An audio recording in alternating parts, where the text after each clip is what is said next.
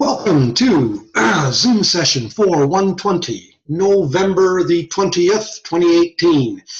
We are on our very last unit for this particular course. Last week we began this unit, and it was unit, Unit 7, retrocochlear pathology, retrocochlear anatomy and physiology. And last week we covered mainly the 8th cranial nerve.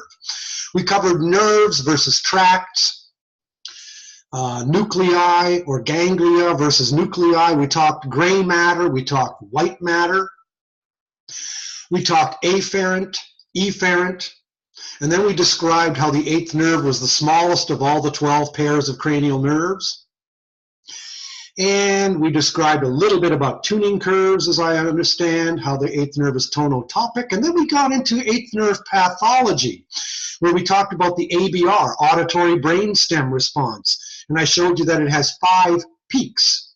And the 5 peaks stand for various things. And so, without any further ado, we'll carry on here. I'll share screen, and we will pull up the particular notes that we covered last week. There it is. CNS, PNS, make sure you know what those are. Then make sure you know what these 4 things are: the cell body, dendrites, axon, synapse. Make sure you know what myelin is, gray matter and white matter. Know that white matter is the axons and the arms sticking out from the neuron fiber, and the gray matter is the unmyelinated cell bodies. And then memorize the 4 terms: tracts, nuclei, nerves versus tracts and nuclei are in the central nervous system, and nerves and ganglia are in the peripheral nervous system. And we covered that too in our lovely little PowerPoint slide, where we talked about this. There you go. There's the terminology for you. Okay? So have that down in your notes very well. Then we talked about the 8th nerve being a bipolar neuron, that it's afferent, and that afferent sensory nerves are usually bipolar. Then we got into the unique physiology and anatomy of the 8th nerve, where it begins from the spiral ganglia, where it ends at the pontomedullary junction. We talked about it being tonotopic, and that its 8 axons are unmyelinated within the cochlea, but they are myelinated after the spiral ganglia, so between the spiral ganglia and the superior olivary complex, which is at the, or I should say, where it meets at the cochlear nucleus. Okay, so from here to the spiral ganglia, the axon is myelinated. From the spiral ganglia to the inner hair cells, it is not myelinated. That's what I mean. Know how many fibers there are, and that they terminate mostly on 3,000 inner hair cells, basically about 10 fibers per cell. The olivocochlear bundle is a nerve that runs along the 8th nerve, but in the opposite direction. And its cell bodies are located in the superior olivary complex, which is a pair of nuclei in the brain stem that we will look at today. And it's a separate bundle of way fewer fibers, and these terminate on way more outer hair cells. Okay, so know the different innervation patterns. And that way it describes how the cochlea is not a one-way street. Outer hair cells, inner hair cells. Inner hair cells talking to the brain through the 8th nerve.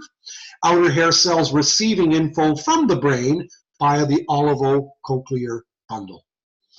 8th nerve tuning curves we've described already. You know what they are. You should know what the axes are, the horizontal and the vertical axes. Know what the characteristic frequency is. Okay, it shows the frequency where the least dB level is required to get that fiber to fire. It just tells us that the 8th nerve is also tonotopic. And like the traveling waves, they're also asymmetrical. So the traveling wave asymmetricalness echoes further up the system. And the echoes up the system are, first of all, the eighth nerve tuning curve, and also even later on in psychoacoustics, the upward spread of masking. Lows mask highs better than highs mask lows. That's also asymmetrical. So these are things that we should have kind of down in our general vocabulary. Here we go, carrying on. We mentioned briefly the Helmholtz place theory and the Rutherford temporal theory. We talked about that a little bit in acoustics. Helmholtz place theory is the simplest and easiest to understand. It's just saying specific frequencies are represented in specific places, and it's talking about the cochlea, how high frequencies are located at the base of the cochlea and low frequencies located at the apex of the cochlea. We've covered that. The Rutherford temporal theory, we looked a little bit in psychoacoustics, and that's a way of describing how pitch is encoded as well, how we hear different pitches. And it says, oh no, it's not so much the place theory. It's how many times the eighth nerve fires per second. Well, the eighth nerve can't fire more than 500 times a second, so how do we tell the frequency of frequencies that are higher than 500 hertz? Oh, that's when it gets into the volley theory, and it says one neuron fires twice a second and the other one fires 500 times a second. 2 times 500 is 1,000. Gets kind of weird, but the theory exists because there's two things that are unexplained by the place theory. Remember? Go back to psychoacoustics. One of them is periodicity pitch, and the other one is the case of the missing fundamental. Those two things are not described by Helmholtz's place theory, and that is why the temporal theory still exists. Probably the true answer is it's a combo of both of these things. That's how we encode frequency. The bottom of page 2, we talked about the unique pathology of the eighth nerve, which we will cover more in 125 this coming summer in hearing disorders. But we describe the eighth nerve as having a tumor, and it's usually fatal if you don't get it removed. It's not cancerous, it's benign, but it's its location that will kill you. The eighth nerve doesn't have any give around it. It's growing through a tunnel through bone, the internal auditory meatus, remember? And there's only one place where the tumor can grow, and that's out toward the brain stem. And that was shown in a picture here in your PowerPoints when we worked our way down and we described eighth nerve pathology. There you go. So here the eighth nerve has a tumor, and if left to its own devices, it's got nowhere else to grow but outside into the brain stem area where it's bending the entire brain stem. We talked about how audiologists can measure hearing in babies, but also this is the two purposes, estimating thresholds, number one, but also to detect eighth nerve tumors. And you can see that the left ear ABR is very different from the right ear ABR. And maybe the hearing loss isn't even all that great. Remember, we described how hearing loss didn't even need to be all that much, because eighth nerve tumors don't cause deafness in an ear. They just cause an asymmetrical sensory neural loss. And an asymmetrical sensory neural loss means different hearing loss in both ears, which is unusual. If it's not due to an ear infection, if it's not due to noise, mostly from one side, it's a red flag. Okay? In other words, referral territory. Get the person referred to an audiologist who will do an ABR, or to a physician who will do a CAT scan or an MRI to look for the tumor. Okay, and we said, what's the prevalence of eighth nerve tumors? 1 in 100,000 people. Okay, so in a city like Springfield, Missouri, which might have, what, 250,000 people, maybe 2 or 2.5 people have the tumor. Okay, so it's not common, but it is fatal if left to its own devices. Okay, and then I read you a little bit of a story about an eighth nerve tumor and a woman in a family who had it. So we'll talk more about that next year or next summer. Let's move into the central auditory nervous system. Top of page 3, but be sure to read this very carefully. Know that retrocochlear means eighth nerve pathology. Usually it's behind the cochlea, beyond the cochlea. Good. Let's move on to the top of page 3. Let's see how far we get through this today. Bet you dollars to donuts we finish it. The central auditory nervous system now, you're leaving the eighth nerve. Remember now the eighth nerve, okay? The eighth nerve is part of the peripheral nervous system because what's the central nervous system? The brain or the spinal cord, okay? Eighth nerve isn't the brain nor is it the spinal cord. So even though it's in the cranium, it's part of the peripheral nervous system. So now we're leaving the eighth nerve and we're going to the brain stem and the brain. The brain stem has auditory areas in it. And these auditory areas consist of pairs of nuclei, pairs of gray areas, pairs of groups of neuron cell bodies linked by tracts, which are white matter. Each nucleus is tonotopic, just like the eighth nerve. Lots of decussation, lots of crossover. Okay?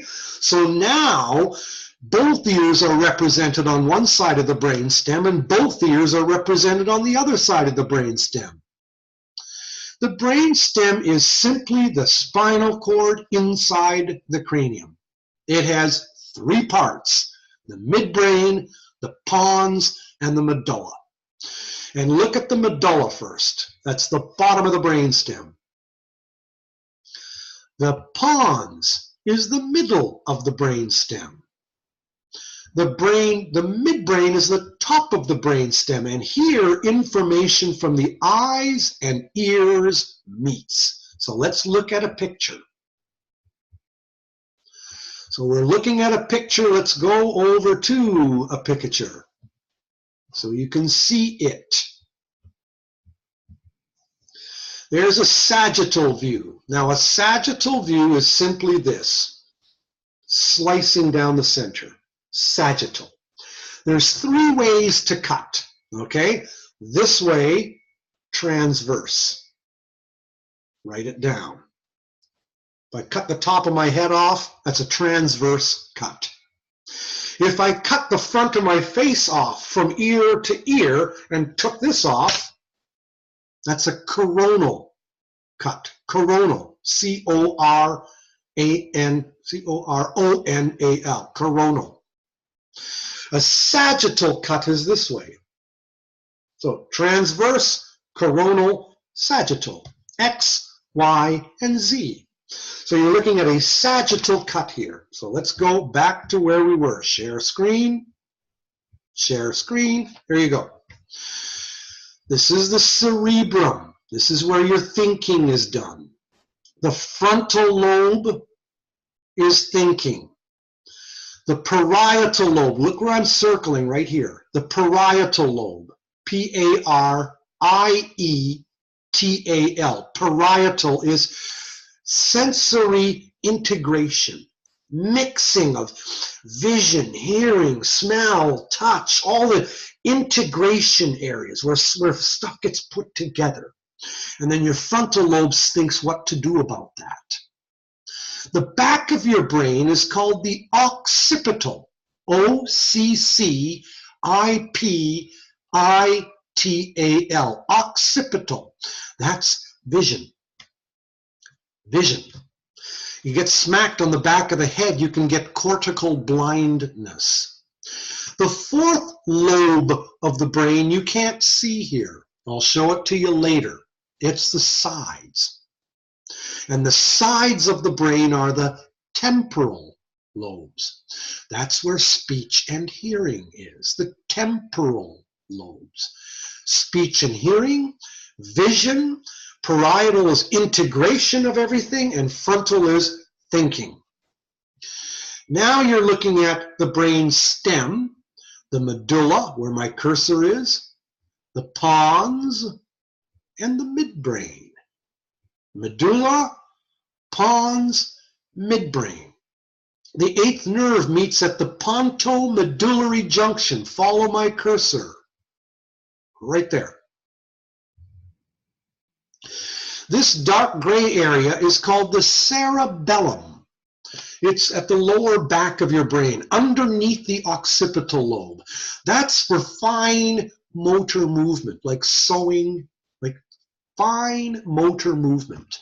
Walking, okay, dancing, fine motor movement. This here where I'm circling right here, thalamus, T-H-A-L-A-M-U-S, thalamus. The thalamus is also a sensory integration area. It's the first place where sensory information is integrated. All sensory information except smell is here, is linked here. It's like a Grand Central Railroad station where all the trains meet for the first time. More integration takes place up at the parietal lobe at the top here, but the first place that it all happens is at the level of the thalamus. So follow my cursor now. Thalamus, midbrain, pons, medulla. This big white thing here, that's called your corpus callosum. Corpus, C-O-R-P-U-S, that just means body, corpus. Callosum, callus, hard, C-A-L-L-O-S-U-M, callosum, corpus callosum. You know why they called it that? Because when anatomists were looking at the brains of dead people, they would put their fingers down that central fissure of your brain. I'll show it to you here on our slides. They would hit a hard body, thunk, thunk, thunk. When they put their fingers down in that crack here, they would encounter the corpus callosum. And the corpus callosum is really this. It's a big white matter area, and the purpose of the corpus callosum is to let the hemispheres of the brain, the right hemisphere and the left hemisphere, is to let them talk to each other. So I'll stop sharing for a second here and say you've got two hemispheres, right hemisphere, left hemisphere, and each hemisphere has four areas: frontal, temporal, parietal, occipital. Frontal, temporal, parietal, occipital. And your brain stem, or beneath the brain, thalamus. Underneath the thalamus, the brain stem with its three areas: midbrain, pons, medulla. And below the medulla, spinal cord, leaves your skull. And don't forget the cerebellum, the little brain underneath the big brain that controls fine motor movement. Now, there is just a gross synopsis of the general areas of the brain. Okay, just very general. Okay, basically the three main parts to the brain: brain stem, cerebellum, the little brain underneath, cerebrum, the great big brain with the wrinkles. And you split the brain in half: right hemisphere, left hemisphere. Each hemisphere, four lobes: frontal, temporal, parietal, occipital. Brain stem, three areas: midbrain, pons, medulla. There you go. All right, back at it. Share screen, share screen. Okay, so now let's kind of read in our notes. What do we got here in our notes? Cochlear nucleus. That is a gray area, a pair of nuclei at the bottom area of the brainstem, right where the medulla meets the pons. The right and left eighth nerves go to the right and left cochlear nucleus. Cochlear nuclei lie on the brainstem surface at the pontomedullary junction. They are important for the mental image of the distance of sound. Say that again. The mental picture, in a way, of the distance of sound. Think of an owl in a barn. It hears a mouse. There's a primitive area of its brain that's kind of telling the crow, the owl, how far away that mouse is. Where can I catch it to eat it? Okay, so these are all just primitive areas of the brain, very basic. And look what happens. Decussation begins here. Put a star by that. Tracts, in other words, nerves, but now you're in the central nervous system, so they're called tracts. Tracts go to ipsilateral and contralateral. And I'll throw it here. Tracts go from ipsilateral and contralateral, okay, to the next nuclei pair, which is the superior olivary complex. Let's see if I can show it to you in a picture here. I think we've got that, so let's just look at it here. Oh yeah, there you go. Look at this picture, it's a good one.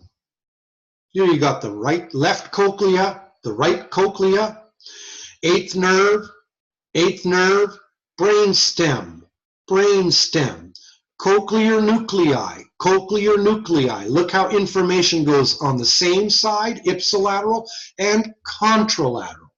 And this cochlear nucleus has a tract that sends it to the ipsilateral and contralateral superior olivary complex. So these SOs right here that I'm circling, okay, those are very important nuclei. There's a lot of things that happen at that particular pair of nuclei. So we're going to spend a little bit of time on it. But decussation is the crossover. So this slide gives you all the abbreviations of the pairs of nuclei going up the brainstem. So you got the cochlear nucleus, superior olivary complex. The next one's called lateral lemniscus. We hardly know what it does. The inferior colliculus, we know what those do. And then this MG and MG, this now you've reached the thalamus. So the MG, medial geniculate bodies, thalamus. So cochlear nuclei at the junction of the medulla, where I'm circling, and the pons, where I'm circling. And then the midbrain is where the ICs are. Midbrain, pons, medulla. Good. This is another kind of a schematic, okay? Now look at the little brain that they draw up here, as if the brain is really that small, but it isn't. But they're concentrating on showing you the nuclei of the brainstem. Cochlea, eighth nerve, cochlea, eighth nerve, going to the cochlear nuclei. To the superior olivary complex, to the opposite one. To the superior olivary complex, to the opposite one. And then up, up, up, up. Now this slide isn't showing you, but it should show you crossover continuing. Okay? But it isn't. Now let's look at the brain stem so you can see it here from the front. Medulla, pons, midbrain. This is the front of the brain stem. And look at all the pairs of cranial nerves. Here, here, all these pairs of cranial nerves. Where does the vestibulo-acoustic nerve meet? At the junction of the pons and the medulla. So, cochlear nuclei are right here. The superior olivary complexes are here and here. The lateral lemniscus is here and here. The inferior colliculus is here and here. Okay, let's look at the back of the brainstem. The back of the brainstem.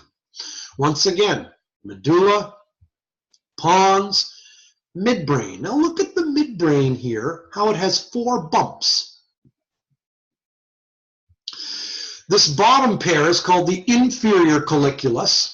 Well, that's where info from the ears goes to. And the superior is vision.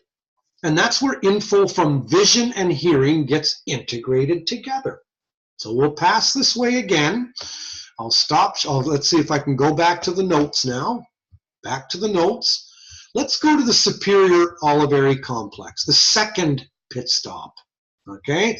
The one that receives info from the same side, cochlear nucleus, and from the opposite side.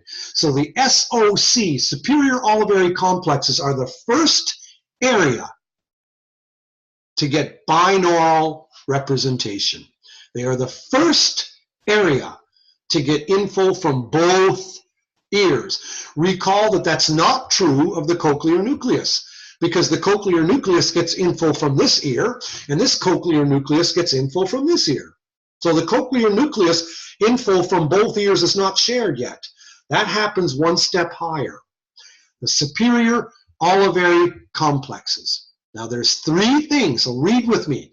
Right and left SOCs receive info from same and opposite contralateral cochlear nuclei. The SOC is the first place to receive information from both ears due to decussation. All binaural interaction thus involves this pair of nuclei. And remember, that pair of nuclei is the second most highest. Right here. Okay, now you are in the pons. You're in the pons. Okay. There are three things here. So make sure you know what those three things are. First of all, they're involved in the acoustic reflexes. Remember what the acoustic reflex arc is? Let's talk about it. The arc, not the Ark of the Covenant and not Noah's Ark, okay? The loop.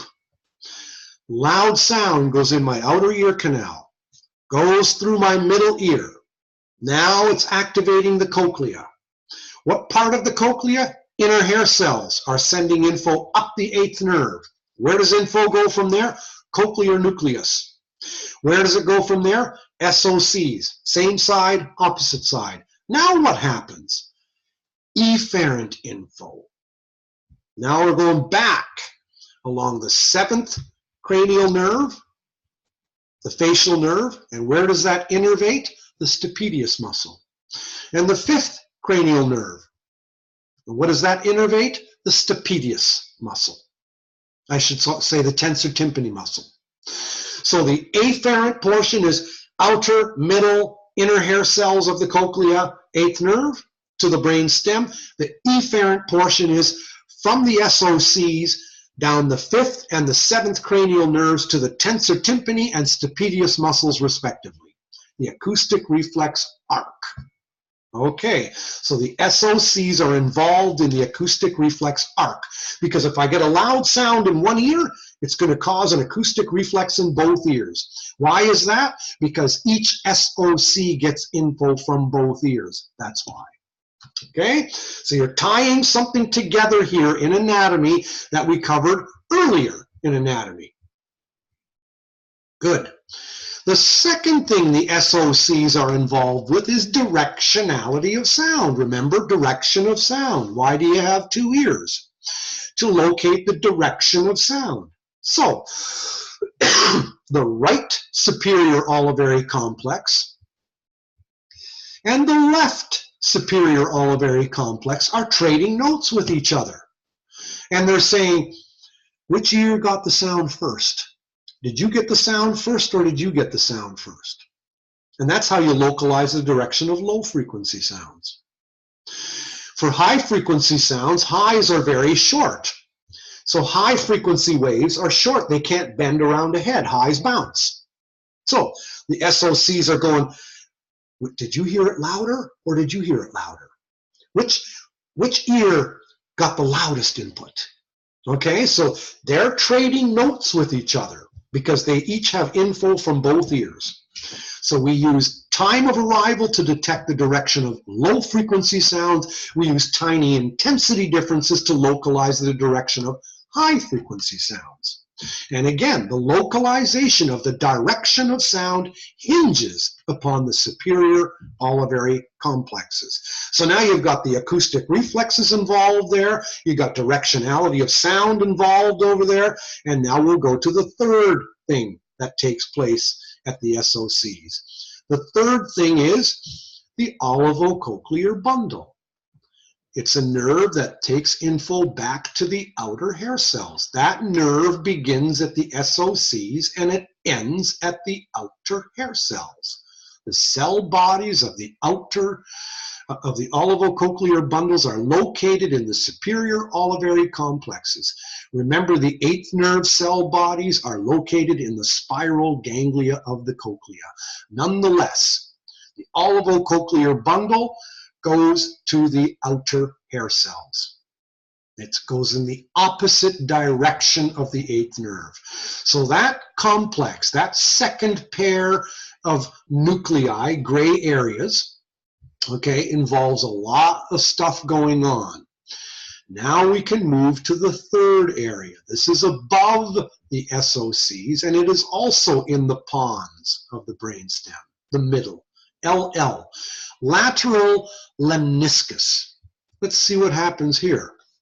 We don't know what it does. Next. See, so you paid a lot over here. This one we can skip. Let's go to here, because we're not sure what the lateral lemniscus does. Inferior colliculi, the pair of nuclei in the upper brainstem, and the upper brainstem is known as the midbrain. Midbrain. Midbrain. So let's look and see if we can make sure we've got this down. Midbrain. The upper part of the brainstem. And looking at the back of the brainstem, you can see the four bumps. Superior colliculi are for vision. Inferior colliculi are for auditory or audition. So the mixture of vision and hearing. So when you hear a loud sound and you know what direction it comes from, this quadruple, this group of nuclei tells you which way to turn your head, which way to snap your eyes in the direction of the sound. Okay? So that's where the unity or union of vision and hearing takes place. It's the largest auditory brainstem center, okay? Forms two mounds. Colliculi is Latin for hills. Recall the eighth nerve is 1 inch in length. Well, the distance from the cochlear nuclei at the pontomedullary junction to the inferior colliculi is also an inch. So what's an inch long? From here to here is an inch long. So the brainstem area that involves auditory areas, okay? The brainstem area that involves audition is a vertical 1 inch long thing. I'll stop sharing so you can really see. Is a vertical 1 inch long thing, and the eighth nerve going horizontally is a 1 inch long thing. So it's kind of like, okay, eighth nerve, brainstem. The medulla is not involved much in hearing at all. It's the pons and the midbrain that have those four pair of nuclei. Cochlear nuclei, SOCs, superior olivary complex, lateral lemniscus, inferior colliculus. And from there, you're leaving and going to the thalamus. Share screen. So, what do we got in our notes now? Let's read it. The superior colliculi look like two more hills right above the inferior collicules, a visual center that receives auditory input. IC and SC integrate visual and auditory information. So they are very important for sound localization as well. They control the eyes and head turning toward the direction of sound. The SOCs are important for bottom line directionality, but at the ICs, that's where vision gets involved in it. Okay? Now we can leave that area. Let's go above. Now you're going into the thalamus. Medial geniculate bodies. Located in the auditory part of the thalamus, a grand central station for all sensory input except smell. The thalamus is located just below the corpus callosum, only an inch above the inferior colliculi. So let's look at a picture so we can tie this together. Okay. Oh, here's one way. Look at this. Here's a sagittal view again. medulla, pons, midbrain, thalamus, corpus callosum. Here you can see a bit of the cerebellum. Okay? And again, this is just a schematic of it. Medulla, pons, midbrain, thalamus, corpus callosum. There's your crossover stuff that's all happening. Now, before we go any further, I'll show you something interesting here too. This is just, here's a picture of your spinal cord. And it could even be a picture sort of the brain stem, but what I want you to notice here is that the gray matter is on the inside, white matter is usually on the outside. As you get toward the brain, however, the white matter is on the inside and the gray matter is on the outside. Isn't that weird? When you think of the brain, you can think of cauliflower or broccoli. Think of slicing cauliflower or broccoli. And notice how the florets are on the outside. That's the part you want to eat. And then the big stems, you can think of those as the white matter. And they go down toward the spinal cord. But when they start going toward the spinal cord, things invert. They switch around. So instead of the gray matter being on the outside like it is in your brain, by the time you're down at your spinal cord and brain stem, actually the white matter is on the outside and the nuclei are more on the inside. There's just like an inversion that takes place. Okay. Let's see if we can. All right, and look at what happened. Here's they're showing you an eighth nerve fiber. And they're showing you that once you hit the brain stem, the cochlear nucleus, all of a sudden you have an explosion of types of cells, all kinds of cells. Some of these cells look like octopus. Some of them look like, I don't know, a sun radiating with all little spikes. Some of them look like fish. They're just strange looking things.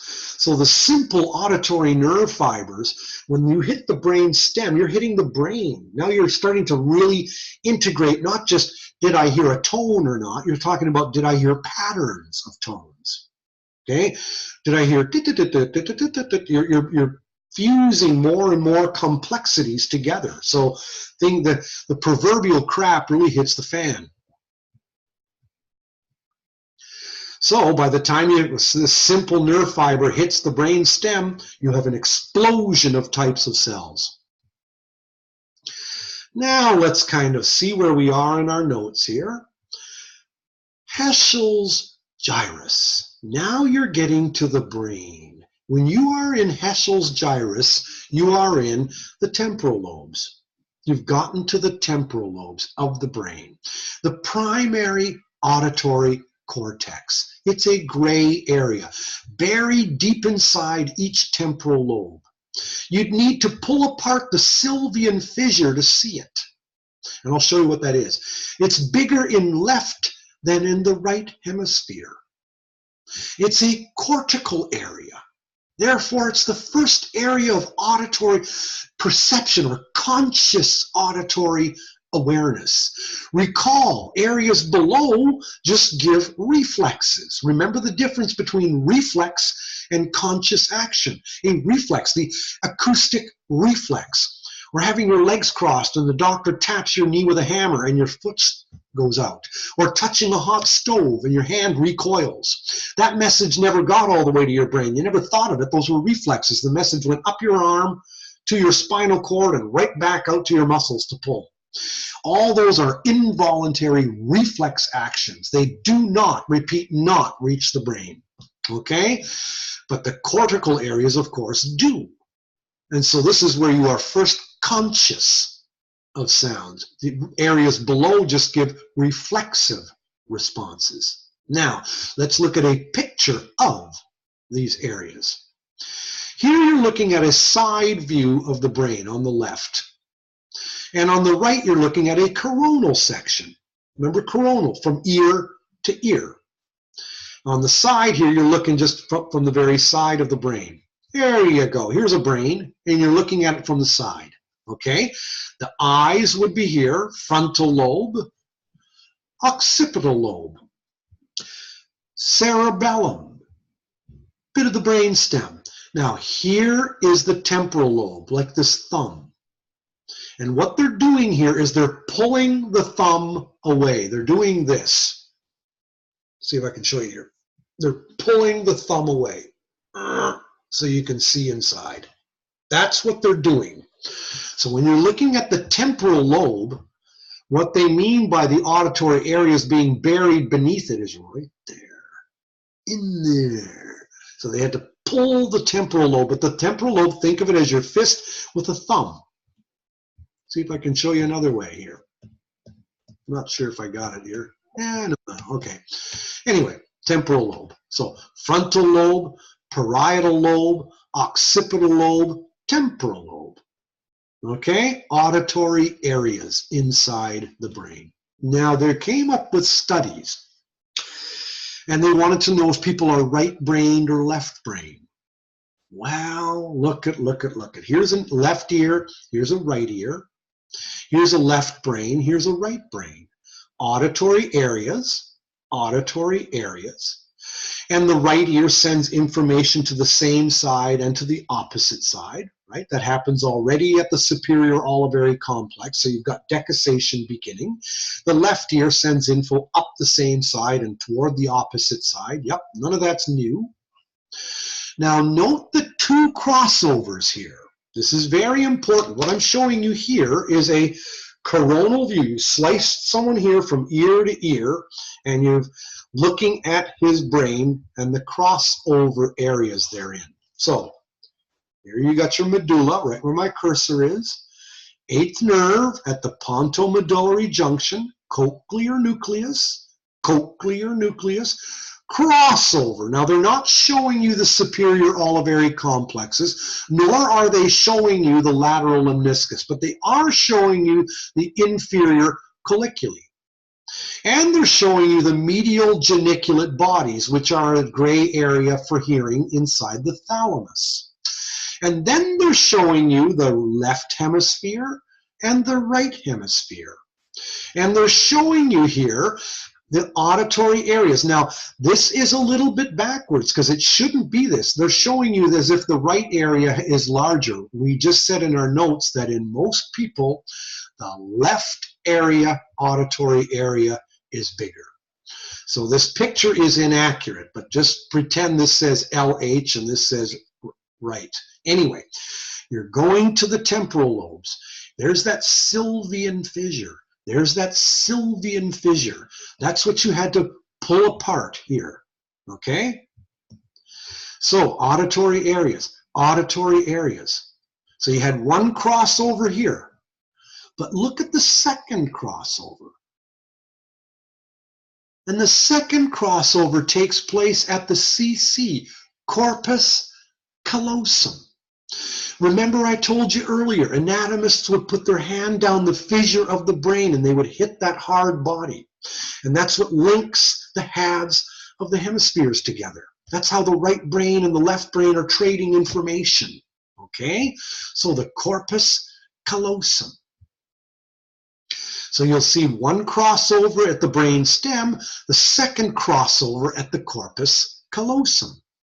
So, well, what does that have to do with the price of tea in China? Well, look at here. This is a weird picture. Once again, a coronal shot. Okay? Now, you're looking at the eustachian tube, outer ear canal, middle ear, eustachian tube, middle ear, eustachian tube, cochlea, eighth nerve, cochlear nucleus, SOCs, superior olivary complex, inferior colliculi, medial geniculate bodies of the thalamus, and then you're going to have the left hemisphere and the right hemisphere. And you've got information now trading across the corpus callosum. So this is the corpus callosum when seen as a coronal shot from ear to ear. The corpus callosum seen sideways is here. This is a sagittal view of the corpus callosum, sagittal view, and this is a coronal view. Whoops, coronal view, coronal view. Good. Now we've finished today. Dichotic digits test. Look at this little kid, a rambunctious little boy, hyper as hell, okay? He can hear, he just can't listen. You ever heard of kids like that? I used to be one, okay? Little pricks, okay? He can hear, he just can't listen.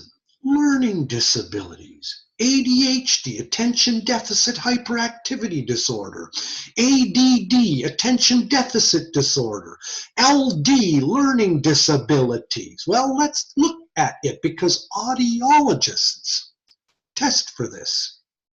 And it's not so much a pathology of something wrong in the nervous system. It's that the corpus callosum is usually underdeveloped. The corpus callosum is a large white tract, and it takes the longest in the human body to finish myelinating. The corpus callosum is a large tract, and it takes the longest of all tracts in the body to finish myelinating, to finish getting white.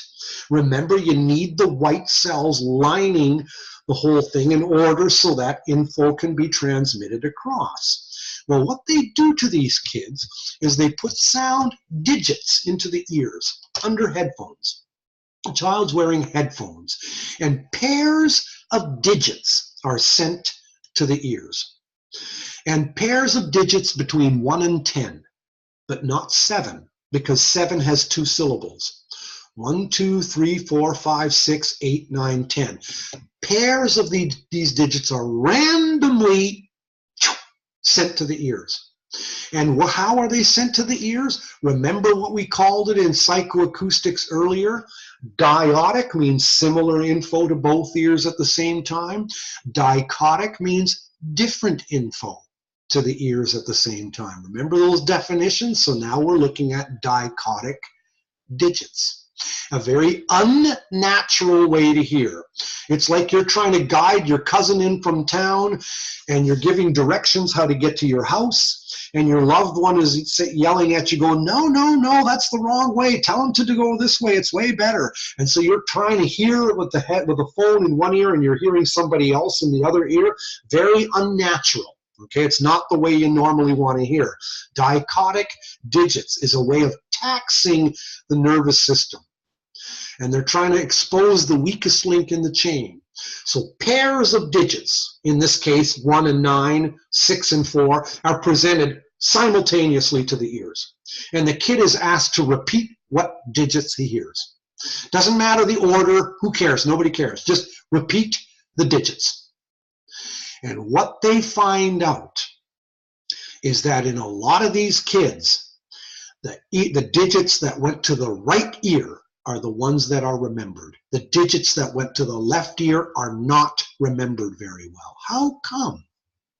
Why is that? Well, info to the right ear, when you are presenting things dichotically, and only during dichotic listening. Now I'm going to stop sharing so you get this for sure.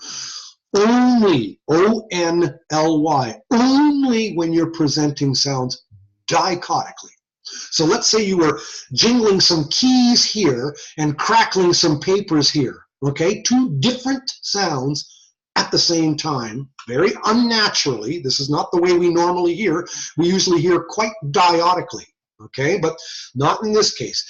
Dichotic listening, when you're hearing dichotically, the ipsilateral pathways are suppressed and the contralateral pathways win. Well, what hemisphere is dominant for speech? We said in our notes that the Heschel's gyrus is larger in the left hemisphere. in most people, speech is dominated mainly in the left hemisphere of the brain. Okay, so 2 assumptions. They're written right here. Okay, 1, the left temporal lobe, blue, is dominant for language. And during dichotic listening, contralateral pathways suppress ipses. So here's your pair of digits to the right and left ears respectively. Notice I even drew the gray area here larger on the left than I did on the right, just to highlight, in fact, that yup, the speech area, Heschel's gyrus, is indeed larger in the left hemisphere in most people. And during dichotic listening, the ipsilateral pathways are suppressed and the contras win. All right, so here goes. Info from the right ear goes to the opposite left hemisphere. Boom, there you go. The left ear is sending info to the non-dominant hemisphere, and that info has to cross the corpus callosum to get to the dominant hemisphere. That's why the right ear wins. And they call that a right ear advantage. And these are the kids that are usually bouncing off the walls. These are the kids that have trouble with language and learning. These are the kids that are called attention deficit disorders. Usually boys, usually, not always, but usually, women tend to be able to multitask better than men. And the little boys, there's nothing wrong with them. They're boys. A lot of education is aimed toward women, people who know how to color in the lines, okay? Little boys learn a little bit differently. Perhaps thousands of years ago, the women and the children sat around the fire talking, and the men were not listening at all. They were aimed outward with their spears to protect. Maybe they weren't listening at all. They're wired differently. So sometimes you have to wonder whether a test is testing what it says it's testing. You have to wonder that sometimes. Anyway, the dichotic digits test is a test done by audiologists to test for CAPD, Central Auditory Processing Dysfunction. And that's the boy can hear, just isn't listening. Now, chances are, as the boy matures and gets older, you do the dichotic digits test and the right ear advantage will decline and the ears will do similarly. But the way that they found all of this stuff out was they did surgery on people for seizures, and they called it split brain surgery. What they did was they went in and they severed the corpus callosum, and it helped to reduce seizures. And then they did the dichotic digits test on those people, and they found out that the people who had the section, the surgical severing of the corpus callosum, they had a huge right ear advantage compared to the left ear. And this is how they found out that the corpus callosum was indeed involved in dichotic listening. That's how they found that out. When they cut this, of course you're going to have a huge right ear advantage. It may have stopped the seizure, but during dichotic listening, there was a complete right ear advantage. The dichotic digits test is still used in school districts, etc. So it indicates one area, one scope of practice that audiologists do that the HIS does not. Okay, we fit adults with hearing aids. The audiologist does that, but the audiologist can also test infants. The audiologist also does vestibular testing. The audiologist also does auditory brainstem response testing. The audiologist also does what they call central testing for auditory processing dysfunction, CAPD. So, working your way down, lots of this stuff. We're going to finish this next week, okay? Right here, audiometric tests for CANS function. That's what I was talking about here. And the dichotic digits test. That's what we covered here today, okay? Next week, we'll finish this section, and I'm going to show you CAT scans and MRIs, so you can see the difference between CAT scans and MRIs, and you will also see the difference between white areas and gray areas. And we'll look at the cortex, the cerebellum, the brain stem, and you're going to be looking at my brain as one of the subjects, and someone else's brain that I'll tell you about later on next week. So next week is our last session. We'll wrap up this particular unit, but it'll be more of a show and tell section. Less information, because we've covered about 90% of the information that you need to know in this unit has been covered last week and this week. So next week you can sort of think of it as a kind of a capping of things and a bit more of a show and tell type of thing, okay? I will end recording now, and we'll talk at you in a week from now. So stop recording.